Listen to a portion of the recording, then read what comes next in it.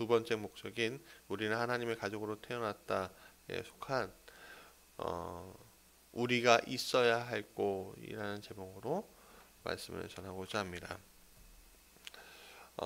우리는 믿어야 할 뿐만 아니라 어딘가에는 속해져 있어야 한다고 성경은 말하고 있습니다. 완전하고 죄가 없었던 에덴 동산과 같은 환경에서도 하나님은 사람이 혼자 있는 것이 좋지 못하다, 독처하는 것이 좋지 못하다고 창세기 2장 18절에 분명히 이야기하고 있는데, 우리는 공동체를 구성하고요, 가족의 구성으로서 교제하도록 만들어졌다는 겁니다. 그 누구도 혼자서는 하나님의 목적을 달성할 수 없는 거죠. 성경은 외딴 곳에서 홀로 지내는 성자들, 성인들 또는 믿는 사람들로부터 고립되어 교제를 하지 않는 영적인 은둔자들에 대해서 단 한 번도 언급되지 않았습니다. 어느 시점에 되면 그 은둔자들이 나와서 하나님의 일들을 하게끔 만드셨어요. 대신 성경은 우리는 함께 이 땅에 보내심을 받고요, 함께 생활하도록 되어 있고요, 한 가족으로 지음받고 그 구성원이고 하나님의 상속자고 서로 어울리도록 만들어졌고 함께 하늘로 올라갈 것이라고 말하고 있습니다. 그래서 우리는 더 이상 홀로 지내는 존재가 절대로 될 수가 없습니다. 그리스도와의 관계는 개인적입니다. 그리스도와의 관계는 개인적이에요. 공동체적이 아니에요. 그리스도와의 관계는 개인적이지만 하나님은 그것을 사적인 일이 되도록 계획하지는 않으셨다는 거예요. 하나님의 가족 안에서 우리는 다른 믿는 사람들과 연결되어 있고 우리는 영원히 서로에게 속하도록 하나님은 계획하셨어요. 로마서 12장 5절에 이렇게 얘기합니다. 이와 같이 우리도 여럿이지만 그리스도 안에서 한 몸을 이루고 있으며 각 사람은 서로 지체입니다 라고 얘기하고 있어요. 그리스도를 따른다는 것은 그분을 믿는 것뿐만 아니라 그분께 속한다는 것도 포함됩니다. 우리는 그분의 몸의 지체이죠. C.S. 루이스라는 작가는 멤버십이라는 단어의 뿌리는 기독교에 있다고 이야기합니다. 그러나 세상이 그 본래의 의미를 모두 퇴색시켰다고 하는데 상점들이 뭐 이마트나 뭐 이런데 있잖아요. 그 사람들이 손님을 유치하기 위해서 뭘 만들어요? 멤버십 카드를 만들어요. 포인트 카드를 만들어요. 그래서 할인 혜택을 주고 또 광고주들은 이것을 통해서 문자나 전화나 메일을 하게 됩니다. 그런데 교회에서의 멤버십은 어떤 요구 조건이나 기대 사항 없이 단순히 교족부에 이름을 올리고 마는 것으로 그 의미가 축소되어지고 있습니다. 바울에게 있어서 교회의 구성원이 되는 것은 살아있는 몸의 중요한 기관이 된다는 것이었고, 그리스도의 몸에 없어서는 안 되는 서로 연결되어 있는 기관이 된다는 것을 의미합니다. 여러분, 우리가 식사할 때 맨 처음에 음식이 들어가잖아요. 그 음식이 들어가면서부터 어디로 가요? 입과 식도를 지나서 위로 가서 장을 지나서 또 장에 연결되어 있는 수많은 기관들을 거쳐서 방광을 거쳐서 대장을 거쳐서 나오잖아요. 찌꺼기들이. 그렇죠? 그러니까 연결되어 있습니까? 따로 분리되어 있습니까? 그렇죠. 연결되어 있어요. 어느 하나 연결되지 않은 것들이 없습니다. 따로 존재하는 게 없어요. 우리 몸에는. 그렇지 않습니까? 그러니까 우리 그리스도의 몸에는 없어서는 안 되는 서로 연결되어 있다는 것이 뭐냐면 정말 꼭 필요하다는 거예요. 따로 동떨어져 있을 수는 없는 거예요. 우리의 멤버십의 이러한 성경적 의미를 우리는 되찾고 실천해야 합니다. 교회는 하나의 몸이지 건물은 절대 아니에요. 유기체이지 조직이 아니에요. 무슨 말인지 아시겠죠? 건물 가지고선 이제 우리가 주보나 이런 거 보면은 큰 교회일수록 어떤 걸 강조하면요, 건물을 강조해요. 우리 이렇게 건축되어 있는 교회입니다. 이렇게 하고요. 작은 교회는 그런 것도 없어요, 사실은. 근데 사실은 교회 사진을 찍으라고 하면요, 교회 건물을 찍는 게 아니에요. 교회 사진을 찍으라고 하면 성도들을 찍는 거예요. 우린 그것을 놓치지 말아야 합니다. 몸의 기관들이 제 역할을 하기 위해서는 몸은 연결되어 있어야 되겠죠.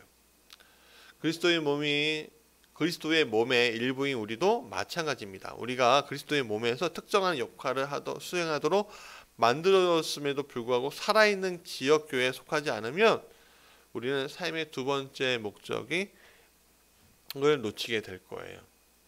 우리는 인간관계를 통해서 우리의 역할을 발견하죠. 성경은 말해요. 각 지체가 몸 전체를 통해서 그 의미를 찾는 것이지 몸이 각 지체에서 그 의미를 찾는 것이 아니다 라고 얘기해요. 무슨 말인지 알겠죠? 그러니까 우리가 말하고 있는 몸은 선택받은 이들로 구성된 그리스도의 몸인 것입니다. 우리 각자는 그의 몸에서 우리가 해야 할 기능과 또 우리가 갖는 의미를 찾아야 한다는 거예요. 여러분, 우리가 지내다 보면은 어느 한쪽이 망가질 때가 있어요, 몸이. 예. 그래서 때로는 우리 보통 문제가 생기거나 그럴 때 뭐 자르거나 그런 게 있잖아요. 네, 수술을 하거나. 대표적으로 어떤 수술을 하죠? 우리가 맹장 같은 거. 근데 맹장이 우리에게 필요할 거야, 필요하지 않을까요? 필요해요. 예. 몸의 면역 기관을 관장하는 게 맹장입니다. 근데 그 맹장이 있어도 살고 없어도 살아요. 예. 그래서 맹장이 터지면 어떻게 해요? 병원 가고 재빨리 수술하죠. 예. 그러니까 오늘 우리가 그리스도의 몸에서 분리되었다면 그것은 무력해지거나 기능이 완전히 상실할 수밖에 없는 거예요. 홀로 존재할 수 없는 거죠. 우리도 마찬가지예요. 교회에서 공급받지 못하면 우리는 영적인 삶은 굉장히 시들어지게 시작하고요. 결국 영적인 모습은 완전히 없어지게 될 거예요. 제가 어떤 이야기를 딱 들었는데, 예전에 제가 섬겼던 분인데 교회 잘 나가시죠? 예배 잘 드리시죠? 했더니 아니래요. 그럼 어떻게 지내세요? 그러니까는 그냥 아마 막막하게 지내시는 거예요. 그랬더니 이분이 그러면은 하나님께 드릴 부분들에 대해서 못 드리고 계시네요 하니까 그렇대요. 하나님께 드려야죠, 선호하신 것들. 그랬더니 없대요. 왜 없어요? 했더니 그동안 모아놓은 것을 어디다 투자했는데 다 날려버렸대요. 그 마음을 딱 듣고선 참 가슴이 아팠어요. 그러니까 영적인 것들이 사라지면요, 육적인 그 소욕이나 그런 것들이 계속 올라오거든요. 육적인 소욕들이 올라오면 어떤 일이 일어납니까? 뭔가를 막 쓰고 싶고 뭔가 만들고 싶고 뭔가 하고 싶은데 그런 부분들에 대해서 그냥 다 놓쳐버리는 거예요. 그런 부분들을 그냥 다 자기 것들 다 어떻게 만들어 왔고요. 그것을 투자라고 생각하고 했다가 다 날려버리는 거예요. 자, 우리가 교제를 소홀히 할 때 우리는 다른 모든 것들이 그냥 무너져 버리는 것들을 경험하게 됩니다. 하나님의 가족으로서 멤버십은 사소하거나 쉽게 간과될 수 있는 것이 아닙니다. 교회가 세상에 대한 하나님의 가업이기 때문에 예수님 또 내가 내게 이르노니 너는 베드로다. 내가 이 반석 위에 내 교회를 세우리니 음부의 권세가 이기지 못한다 라고 말씀하셨는데, 교회는 여러분 파괴될 수 없고 영원히 존재할 겁니다. 교회에 2000년의 역사가 있거든요. 그 전에도 유대교를 통해서 하나님께서는 교회를 이루셨어요. 예수님이 오신 다음에 우리는 기독교라는 불리우는 종교명으로 2000년을 버텨왔는데 그 수많은 위기와 박해가 있었습니다. 근데 그 박해 앞에 교회는요 굳건히 내졌고 더욱 단단해졌어요. 여러분, 교회를 다닌다는 거, 기독교를 믿는다는 거로 인해서 죽은 사람들이 굉장히 많아요. 그래서 고대 때는 동굴을 파고 거기 지내기도 하고요. 평생토록 그 동굴에 나와 본 적이 없는 사람들도 많았어요.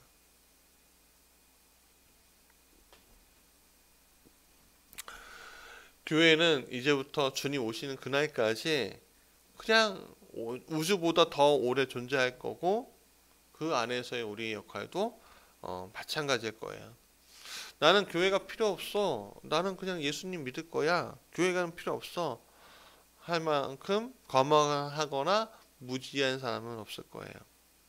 예수님은 교회를 위해서 십자가의 고통을 받으셨고 그만큼 교회는 중요하기 때문에 그런 거예요. 그리스도는 교회를 사랑하시고 교회를 위해 자신의 생명을 주셨다. 교회는 그리스도의 신부, 그리스도의 몸이라고 주님은 칭하셨어요.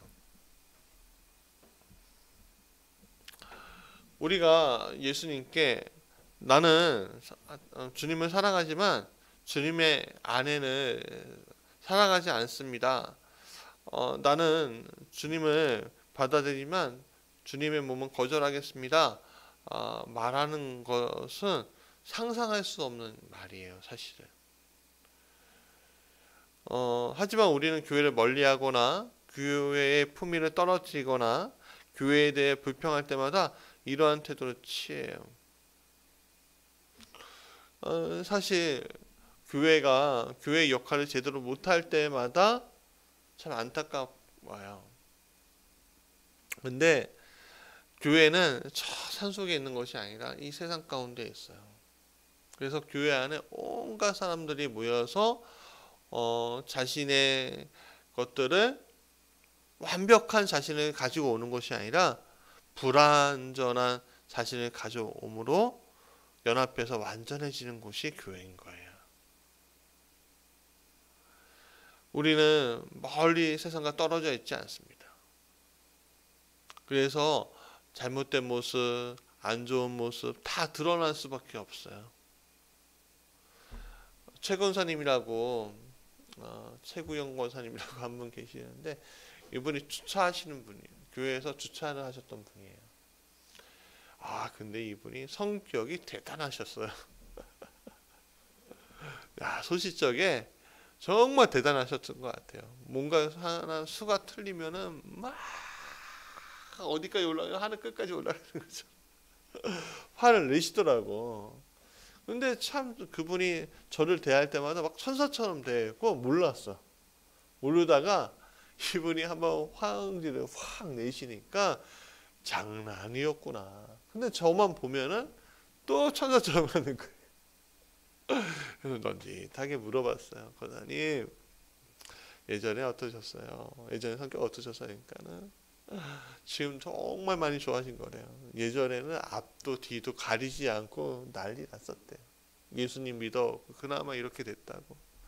그래서 하나님께 감사하다고 하시더라고요.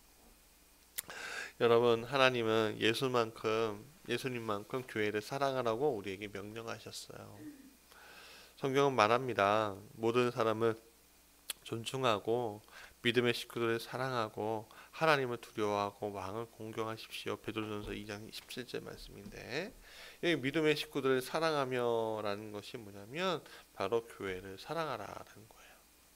그러면 교회를 어떻게 사랑해야 할 것인가에 대해서 이제 얘기를 나눌 건데, 첫 번째는 교회에서는 교제를 나눠야 돼요. 역사상 모든 믿는 사람들을 가리키는 몇몇 중요한 경우를 제외하고선 교회라는 단어가 사용되는 경우는 거의 대부분 눈에 보이는 지역 교회를 의미했습니다. 신약 성경은 그리스도인들이 지역 교회에 속하는 것을 굉장히 당연하게 여기고 있습니다. 바울조차도 그는요, 선교지를 갈 때마다 뭘 세웠습니까? 교회를 세웠어요. 네, 교회를 세웠다는 거예요. 교회에 속하지 않는 그리스도인들은 대중 전체에게 부정적인 영향을 미치는 죄 때문에 모임에서 제외되고 교회에서 처벌을 받고 있는 사람뿐이었습니다. 성경은 그리스도인들이 교회가 없이는 몸에 없는 기관과 같고 무리를 잃어버린 양과 같고 가족이 없는 아이와 같다고 말하고 있습니다. 그래서 그것은 지극히 부자연스러운 일이라고 말하고 있는 겁니다. 그렇기 때문에 이제부터 예배소 2장 19절에 이제부터 여러분은 외국 사람이나 나그네가 아니고 성도들과 함께 시민이고 하나님의 가족입니다 라고 말하고 있는 건데, 그러나 오늘날 문화 중에 굉장히 개인주의로 신앙생활 하는 분들이 굉장히 많아요. 교회가 더럽다, 교회가 짜증난다, 교회가 때문에 화가 난다, 저런 교회면 안 다닐 거야, 뭐 이런 식으로 생각하는 분들이 굉장히 많아요. 그리고 또 어떤 경우에는 교회에 너무 실망한 나머지 이렇게 얘기하죠. 나 하나님과 나와의 관계지, 어떻게 교회는 필요 없어, 이렇게 이야기하는 경우도 굉장히 많아요. 그러니까 나는 하나님은 믿는데 교회는 안 가, 교회는 안 믿어, 이렇게 얘기하는데, 이거는 우리는 영적인 교인들, 고아들이라고 얘기합니다. 요즘엔 가나안, 안나가 이렇게 거꾸로 했고 가나안 성도들이라고 얘기하는데, 떠돌아다니는 믿는 자들을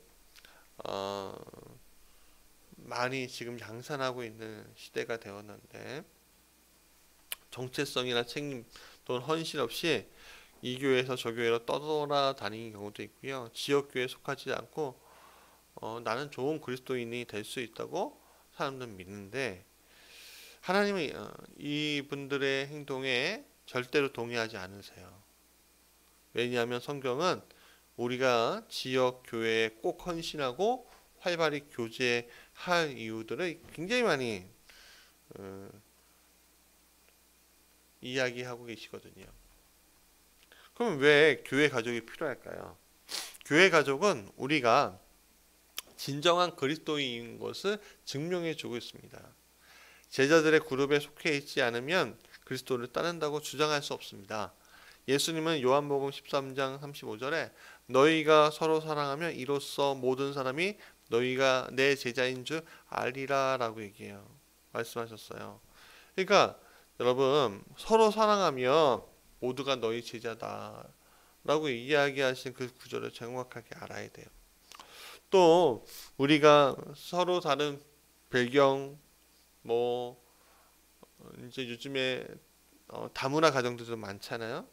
또 사회적 지위, 아니면 다른 나라 사람들, 그러니까 외국인들 인종, 피부색 이런 거에 불구하고 사랑 안에서 교회 식구로서 하나가 되면 그것이 세상에 대한 증거다라고 분명히 얘기하고 있는데, 우리는 홀로 그리스도의 몸이 아닙니다. 우리는 그것을 표현해줄 다른 이들이 필요로 하는데, 따로가 아니라 함께 우리는 그분의 몸인 것입니다. 그래서 교회 가족은 나를 자기의 중심적인 고립에서 건져주고 있는 겁니다. 교회는 하나님의 가족과 어울리는 방법을 배우는 교실과 같아요. 그것은 이타적이고 동정적인 사랑을 연습하는 실험실이라고 얘기할 수 있습니다. 우리가 새 학기가 되니까 우리 둘째가 이제 중학생이 처음 됐어요.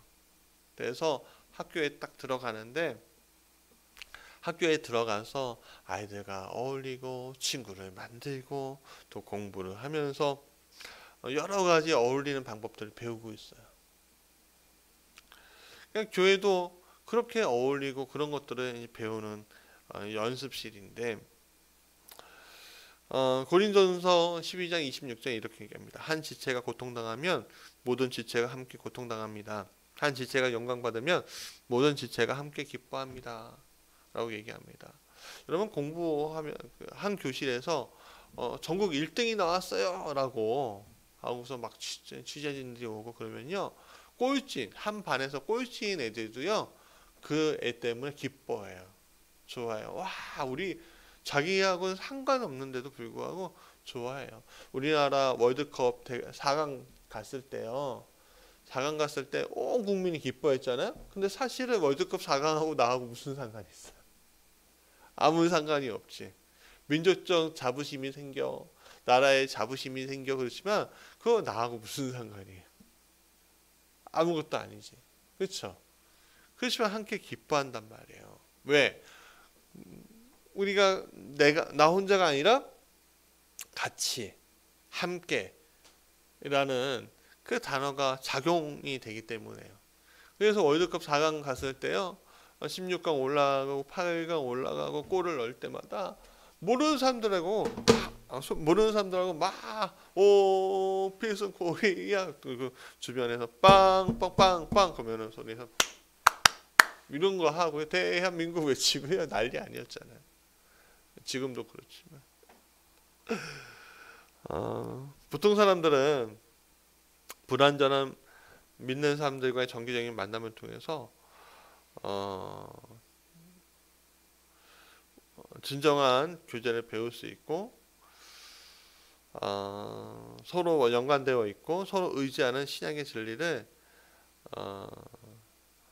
경험할 수 있죠. 성경적인 교제는 우리가 예수 그리스도에게 그러하듯 서로에게 헌신하는 거예요. 하나님은 우리가 서로를 위해 내 삶을 누리기를 원하셔요. 요한복음 3장 16절에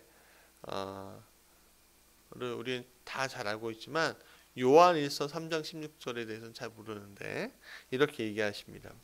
그리스도께서 우리를 위하여 자기 목숨을 버리셨습니다.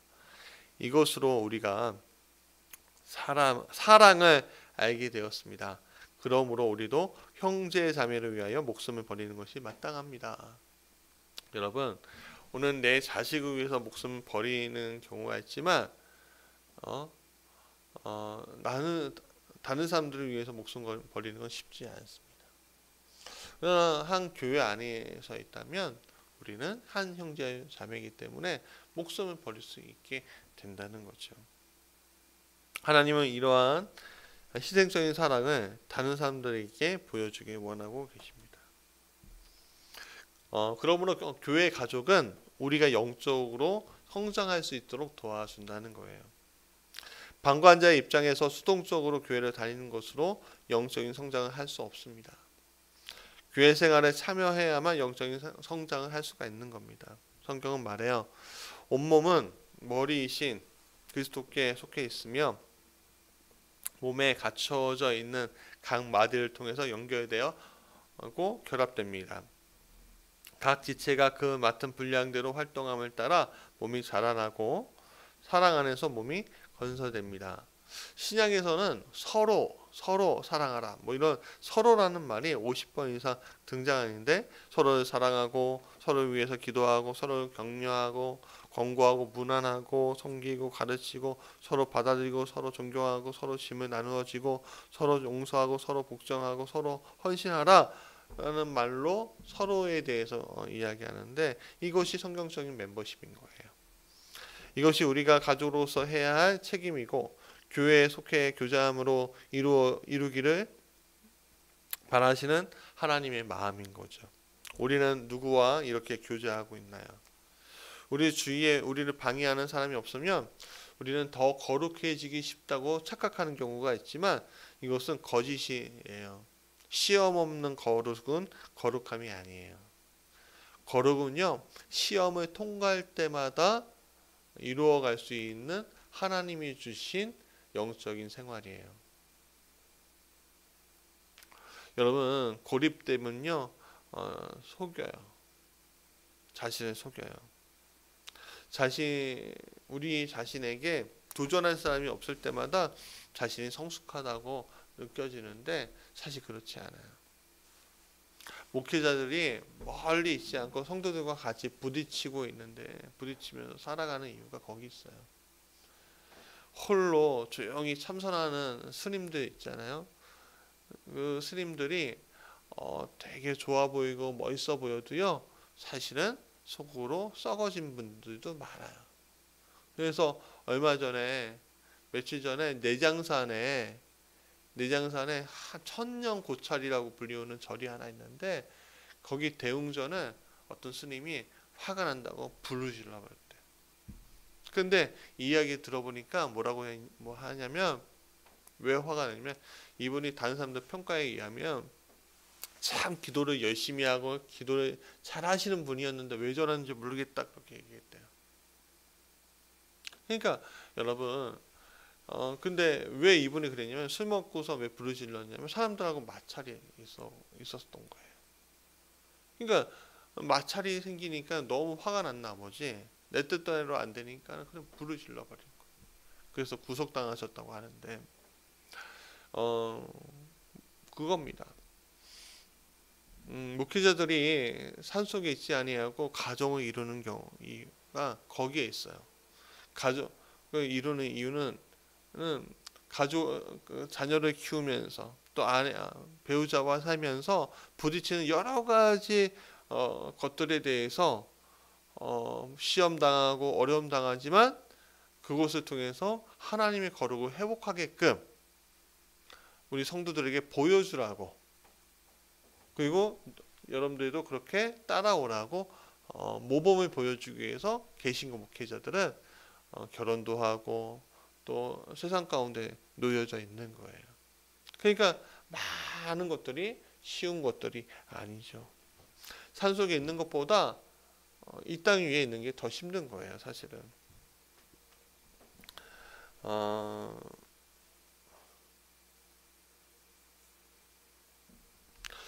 그래서 진정한 성숙함은 멀리 떨어져 있는 것이 아니라 관계를 통해서 나타나는 겁니다. 우리가 성장하는 데에는 하나님 말씀을 믿는 것 그 이상의 것들이 필요합니다. 우리는 다른 사람들이 필요해요. 서로에게 배우고 서로에게 행동을 책임을 점검받을 수 있는 관계를 통해서 우리는 더 빠르고 강하게 성장할 수 있습니다. 다른 사람들이 하나님이 그들에게 가르쳐 주신 것을 가지고 우리와 나눌 때 우리도 역시 배우고 성장하는 것을 놓치지 마시기 바랍니다. 그래서 그리스도의 몸이 우리를 필요로 하는 겁니다. 하나님은 우리에게 그의 가족의 안에서 독특한 역할을 다 각각 지시해 주셨습니다. 이것이 우리의 사역이고 하나님은 이 임무를 위해 우리에게 많은 재능을 주셨어요. 고린도전서 12장 7절에 말씀하십니다. 각 사람에게 성령을 나타내 주는 것은 공동 이익을 위한 것입니다. 아멘. 하나님은 우리가 교회에서 우리의 은사를 발견하고 발전시키고 사용하기 원하십니다. 우리에게 더 넓은 범위의 사역이 있을지도 모르지만 그것은 우리가 교회 사역을 한 다음에 추가적으로 하는 거예요. 예수님은 우리의 사역을 세우시겠다고 약속하신 것이 아니라 당신의 교회를 세우시겠다고 약속하신 겁니다. 그래서 우리는 세계 전역에 걸쳐서 그리스도의 일에 동참할 수밖에 없게 되는 거예요. 예수님이 이 땅 위를 걸으셨을 때 하나님은 그리스도의 육신의 몸을 통해서 일하셨지만 오늘날은 여러분의 영적인 몸을 사용하시는 줄 믿습니다. 교회는 하나님이 이 땅에서 사용하신 도구일 뿐이에요. 우리는 믿는 사람들이 서로 사랑함으로써 하나님의 사랑을 증거할 뿐만 아니라 하나님을 알지 못하는 세상의 구석구석에 이 사랑을 전해야 할 아주 멋진 특권을 가지고 있어요. 그리스도의 몸의 지체로서 우리는 그분의 손과 발, 눈, 심장이 되어서 이 세상에서 그리스도를 위해서 일해야 할 것입니다. 우리는 각자 이바지해야 할 부분들이 있어요. 바울은 말합니다. 우리는 하나님의 작품입니다. 선한 일을 하시려고 하나님께서 그리스도 예수 안에서 우리를 만드셨습니다. 하나님께서 이렇게 미리 준비하신 것은 우리가 선한 일을 하며 살아가게 하려는 것입니다. 예배서 2장 10절의 말씀입니다. 그래서 오늘 우리는 이 선한 일을 위해서 교회가 된 거예요. 또 교회의 가족은 타락의 유혹에서 우리를 건져내 주고 있습니다. 우리는 그 누구도 유혹에 대한 면역력이 없어요. 상황이 되면 누구나 죄를 지을 수 있어요. 히브리서 3장 13절에 이렇게 얘기합니다. 오늘이라고 하는 그날 서로 권면하고 아무도 죄의 유혹에 빠져 완고하게 되지 않도록 하십시오. 이렇게 말씀하시면서 서로 점검할 것을 얘기합니다. 그렇기 때문에 야 너는 너 일이나 좀 제대로 해.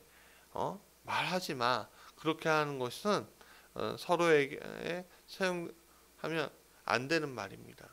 여러분 가족 안에서 부부가 말할 때 부인이 남편에게 여보 이런 것 좀 이렇게 해보면 어때요? 라고 하면서 아 싫어 라고 얘기하고 남편이 아내한테 여보 이렇게 하면 어때요? 할 때 아 싫어 그렇게 얘기하고 부모 자녀 간에 또 그렇게 하면은 그 가정이 올바를 수 있나요? 그렇지 못하죠. 어려움 당할 거란 말이에요. 마찬가지입니다. 우리는 서로 관여하는 거예요. 목사님 어떠세요? 목사님은 성도님들 어떠세요? 괜찮으세요? 우리가 이런 기도합시다. 우리가 이런 것들은 고쳐야 합니다. 라고 우리가 서로 권고하고 해야 합니다. 성도들 안에서도 마찬가지입니다. 많은 사람들이 실수하는 부분들이 굉장히 많지만 그 실수를 넘어서 우리는 성숙으로 가야 하죠. 만약 지금 누군가 영적으로 흔들리고 있는 사람을 본다면 우리가 그들을 쫓아가서 교제 가운데 다시 데려오는 것이 우리의 책임이라고 말합니다. 자, 그래서 교회로 인해서 유익 가운데 하나는 지도자들을 통해서 영적인 보호의 역할을 감당하게 하신다는 건데 하나님은 당시의 양의 무리를 영적 전쟁으로 더 지키고 보호하고 지도하고 돌보도록 목자들을 허락해 주셨어요. 그들은 여러분의 영혼을 지키는 사람들이고 이 일을 장차 하나님께 보고 드릴 사람들입니다. 라고 이제 성경 말하고 있는데 목회자들을 얘기하는 거예요. 그 목회자들의 권고를 여러분 놓치지 마시기 바랍니다.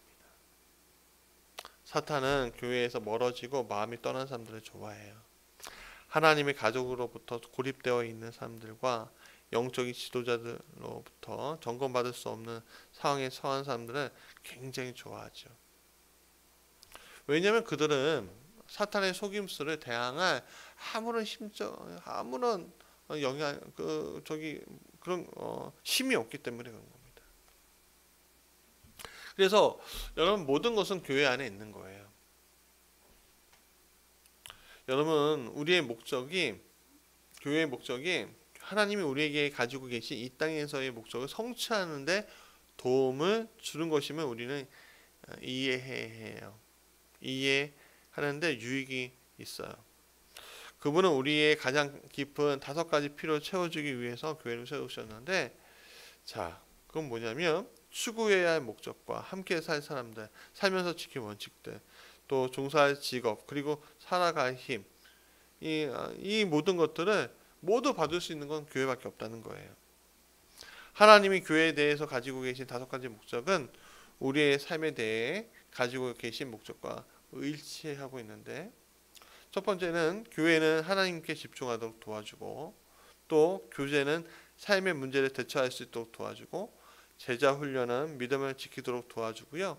사역은 우리의 재능을 발견할 수 있도록 도와주고요. 전도는 우리가 임무를 수행할 수 있도록 도와줍니다.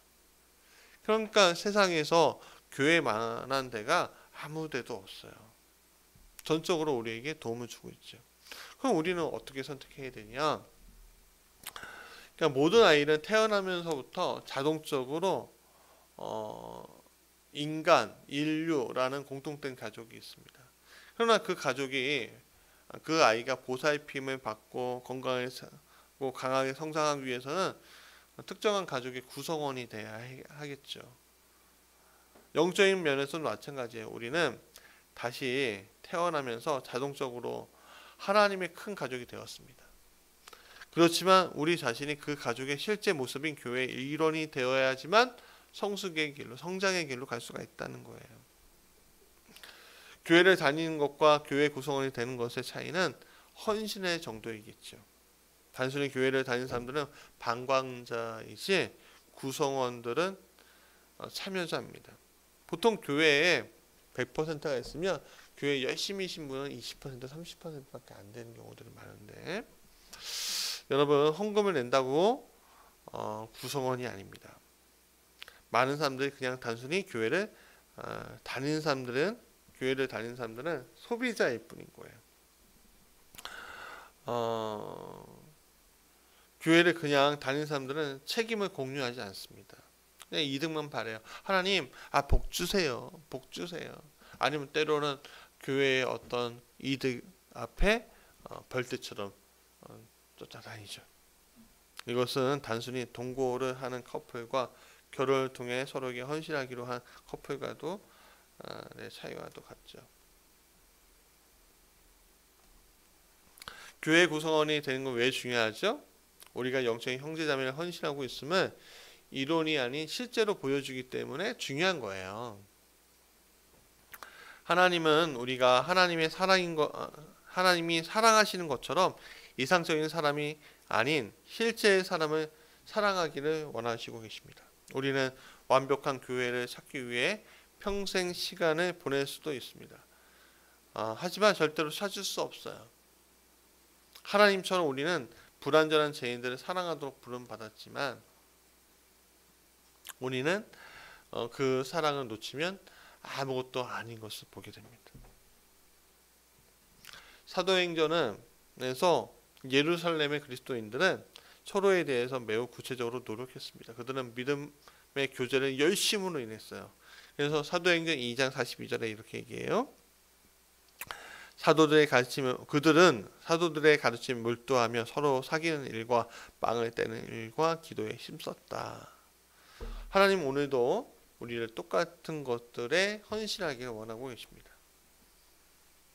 그리스도인의 삶에서 그리스도께 헌신하는 것은요, 너무 놀라운 것이에요. 그 이상의 것들이에요. 바울은 말합니다. 고린도후서 8장 5절에 그들은 우리가 기대했던 것 이상으로 먼저 자신을 주님께 드리고 난 후에 하나님의 뜻대로 우리에게 주어진 것입니다. 하나님의 자녀가 된 후에 교회 구성원이 되는 것은 굉장히 자연스러운 과정입니다. 우리는 그리스도에게 우리 자신을 헌신함으로써 그리스도인이 되는 것입니다. 여러분, 우리의 결심으로 우리는 구원을 받지만 우리의 두 번째 결심으로 우리는 교제할 수 있게 됩니다. 비록 교회에 대해서 사람들이 힘들어하고 부딪히고 짜증내고 화내고 하는 그런 과정들을 우리가 보지만 그 속에서 하나님은 우리의 성장, 영적인 성장을 원하고 계시고 바라보고 계십니다. 영적인 성장으로만 끝나는 것이 아닙니다. 우리는 육적인 성장도 그것을 통해서 할 수 있습니다. 자, 삶으로 떠나는 질문입니다. 나는 하나님의 가족을 사랑하고 그들에게 헌신했다는 것을 보여줄 정도로 교회에 참여하고 있는가에 대한 질문을 우리가 하면서 기도하면 좋겠습니다.